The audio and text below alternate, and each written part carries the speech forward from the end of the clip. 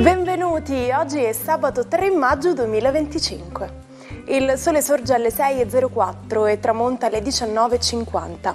La luna si leva alle 10.59 e cala all'1.26.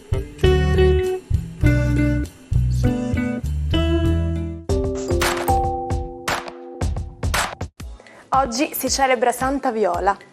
Viola diventa un nome personale solo a partire dall'età medioevale e deve la sua fortuna al fiore omonimo.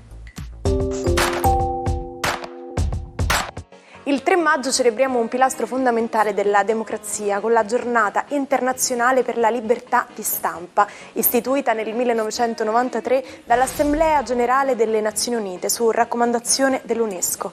Questa data non è stata scelta a caso, ma per commemorare un momento storico. Il seminario che si tenne a Windhoek dal 29 aprile al 3 maggio del 1991, focalizzato sul promuovere l'indipendenza e il pluralismo della stampa africana.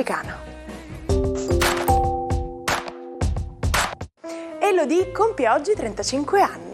Dopo un primo tentativo nel 2008 riesce a farsi notare nel 2015 ad Amici di Maria De Filippi, arrivando in finale e conquistando il premio della critica. Da lì la sua carriera decolla con il singolo Nero Bali nel 2018, che diventa un tormentone estivo e le vale un disco d'oro. Successivamente Elodie diventa un'icona della musica italiana, non tanto come autrice ma come interprete, con successi come Andromeda, scritta per lei da Mahmood per Sanremo 2020, dove si classifica settima e ottiene il brano più trasmesso delle radio subito dopo il festival. Nel 2021 ritorna a Sanremo, questa volta come co-conduttrice, e torna in gara nel 2023 con il brano 2. Dopo la fine della relazione con Marrakesh, inizia una nuova storia con Andrea Iannone, ex di Belen.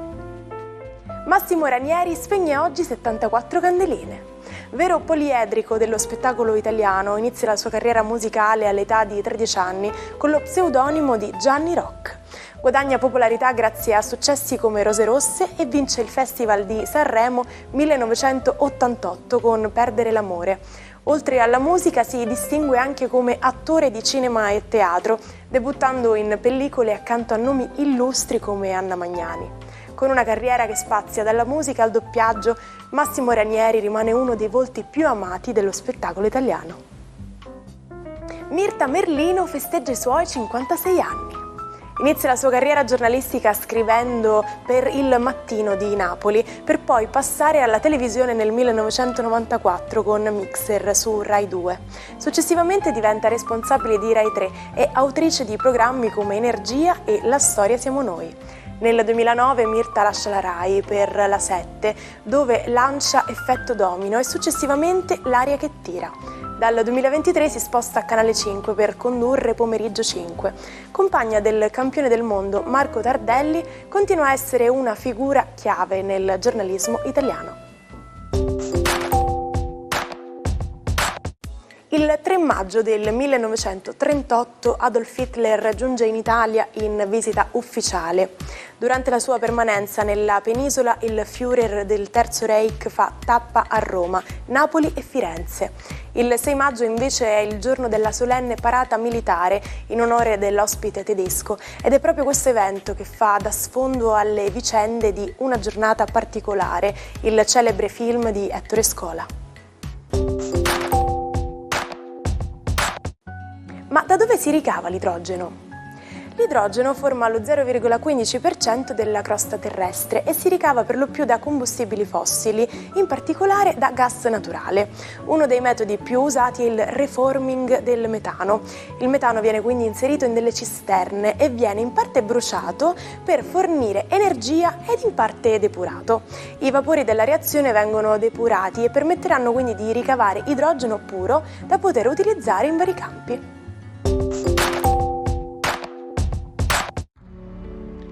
Buon fine settimana ai 12. Oggi la luna in giornata passerà dalle lunari temperature del Cancro a quelle ben più calde del Leone, congiungendosi peraltro a Marte in serata. Ebbene, cosa accade sulla ruota zodiacale? Scopriamolo insieme. Ariete, il vostro pianeta piano piano sta per essere toccato da energie molto più morbide e la luna in serata vi sorprenderà con una piacevole sorpresa, un invito e anche tanta passione. Toro, la vostra giornata oggi inizia bene con una luna amica. In serata si potrebbe un po' complicare proprio perché passa il Leone, inizia una quadratura e risveglia un po' le tensioni di Marte. Gemelli, una giornata oggi che presuppone comunque un buon ordine, un buon sabato. In serata però vi sentirete un po' stanchi e prima di giungere ad alterco con persone che poco sopportate, battete in ritirata.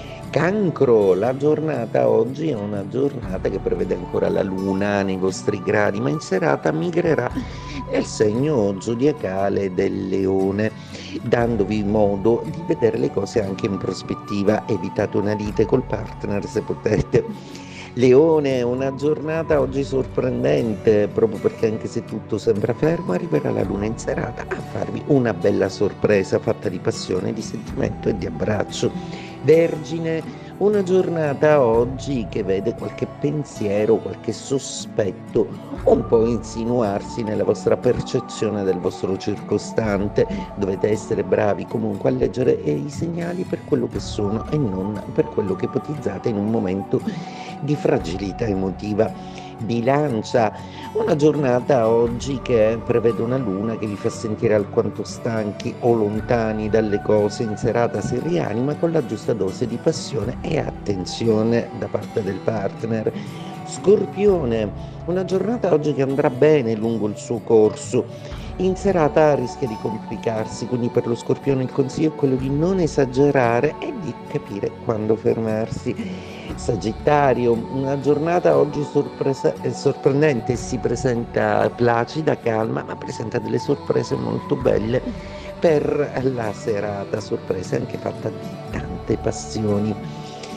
Capricorno, una giornata oggi che prevede finalmente la noia della luna piano piano scemare. Già in serata vi farà trascorrere un ottimo sabato in compagnia del vostro amore o degli amici più cari.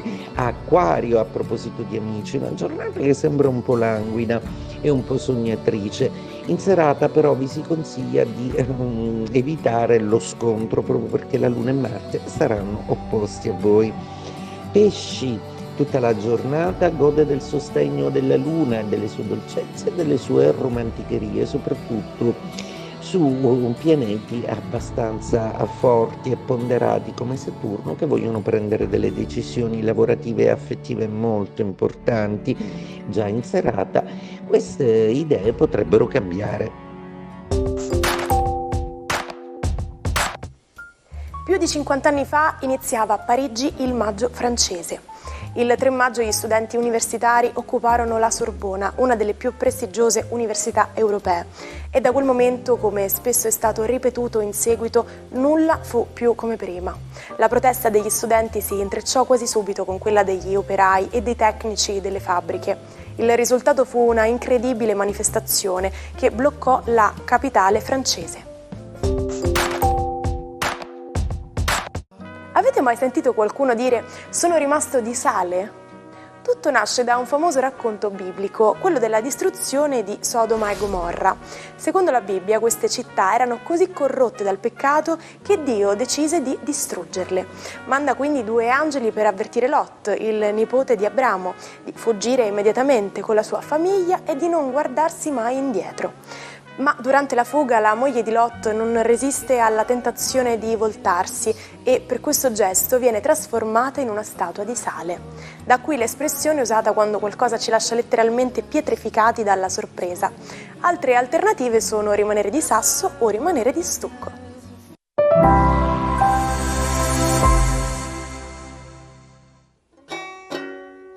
Non perdete l'opportunità di restare sempre aggiornati con i nostri video. Iscrivetevi e attivate le notifiche per non perdere nessun nuovo contenuto.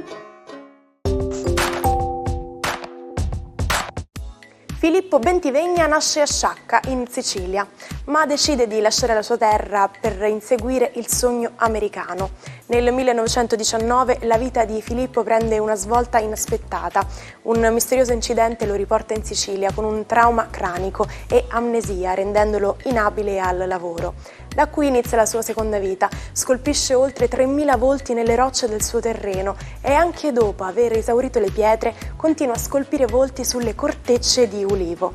La sua arte attira l'attenzione di Jean Dubuffet, che dopo la sua morte espone alcune opere al Museo dell'Art Brut di Losanna. Così il nostro artista è stato in grado di trasformare il suo dolore in una forma d'arte. Ci salutiamo con la frase del giorno. Quello che facciamo in vita riecheggia nell'eternità. Grazie per aver seguito il nostro appuntamento quotidiano dell'Almanacco. Vi auguro un buon sabato. A domani. Buona giornata dalla vostra Martina.